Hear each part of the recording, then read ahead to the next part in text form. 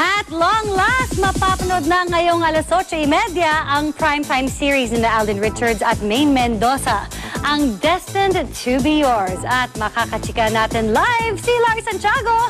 Lars? Iyan, nananabik na ang lahat sa nakatakdang world premiere ngayong gabi ng Destined to Be Yours. At nandito tayo sa mismong set ng Destined to Be Yours kasama si Alden at ang mga co-stars niyang sina Lotlot De Leon at Dominic Rocco at si Direk Rado Peru. Kung excited ang kanilang fans, gayon din ang nararamdaman ni na Alden Richards at Maine Mendoza. Hindi mabibigo ang libu-libong supporters ni na Alden at Maine kung kilig ang hahanapin nila sa world premiere ngayong gabi ng primetime series nilang Destined to Be Yours. Hindi lang po basta-basta kilig yung makikita nila. Talagang meron pang iba't ibang emosyon like malulungkot sila, may iyak. Basta halo-halo pa din. Dito po nila makikita yung kumbaga establishing ng lahat ng characters. Kung ano sila as a person sa soap. Kung ano yung characters po namin yung dalawa ni Maine. Parang walang kapaguran sina Alden at Maine dahil kahit kagagaling lang nila sa Baguio kagabi, masigla pa rin sila sa taping ng Destined to Be Yours.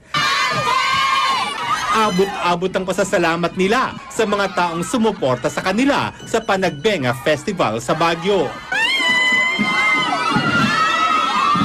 First time ko po mag-celebrate ng Panagbenga doon and sumakay din ng float doon. So di ko naman in-expect na marami din pupuntang mga fans din sa Baguio para lang suportahan kami. Mga taga Maynila talaga pong sumadsya ng Baguio. Dumayo po sila.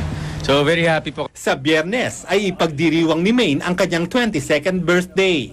Wala pa raw siyang malaking plano. On the day itself, dinner with the family po and close friends. Si Alden, kung may plano man daw, sasarilinin muna niya dahil gusto raw niya ng surprises. Yes po, surprises, ganyan, yung mga unexpected. Lahat naman po na nangyayari sa buhay namin ni Maine ngayon, puro unexpected eh.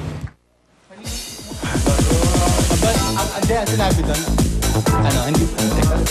At nandito nga tayo ngayon kasama natin si Alden.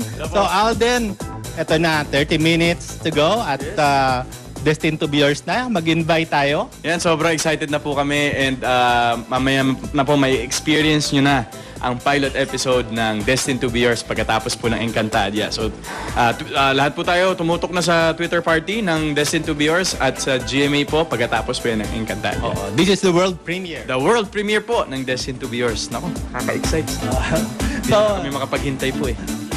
So, sama-sama nating abangan ang Destined to Be Yours ngayong gabi. Maraming salamat, Alden.